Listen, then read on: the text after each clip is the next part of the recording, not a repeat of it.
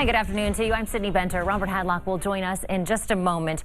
For the first time since the release of Robert Mueller's Russia report, Attorney General William Barr faced lawmakers today.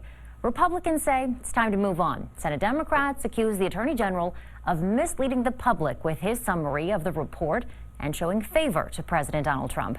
The man in the spotlight, though, says he did his job. Bob Mueller is the equivalent of a U.S. attorney.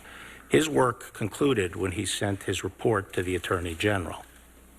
At that point, it was my baby, and I was making a decision as to whether or not to make it public, and it was my decision how and when to make it public, not Bob Mueller's. And with more on today's testimony, here's Robert with NBC's Mark Murray. Mark, Attorney General William Barr was pressed today about a letter that Mueller sent him that, among other things, said Barr's description of his report caused some public confusion. What effect did that letter have on today's hearing?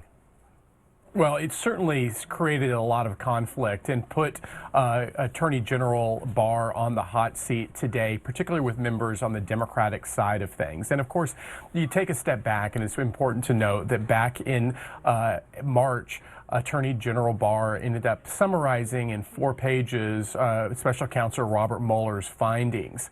And then, of course, a month later, you ended up having the Mueller report, which was certainly more expansive than we ended up seeing from just that 4-page summary. And on top of it then came the revelation yesterday that Mueller sent a letter believing that Barr's early summary took things out of context and really ended up doing some damage to what Mueller thought was the investigation. You ended up having a lot of questions on that front today. And then you ended up also having Barr responding where he believes that that Mueller's tone was snitty, as Barr put it. And also Barr ended up suggesting that perhaps it was a low-level person on Mueller's staff who ended up writing the letter. Well, for those Americans who may have already moved on from keeping up with this Mueller report, what can the American people take away from Barr's hearing today?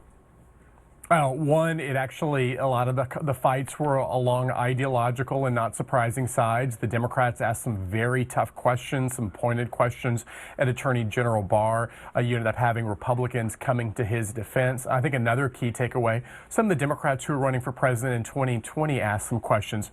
You had Kamala Harris, the senator from California, who grilled Attorney General Barr, as did Cory Booker and Amy Klobuchar. So some 2020 politics there, too. This isn't the last we're hearing about the Mueller report, is it? No, it's not. And to me, maybe the biggest story of all is whenever Robert Mueller himself testifies. Of course, we ended up reading his letter. We learned about it last night. We saw the letter today. We have yet to really hear from his voice. And to me, that is maybe the next and final shoe to drop in this whole story. NBC News senior political editor Mark Murray in Washington, thanks for joining us.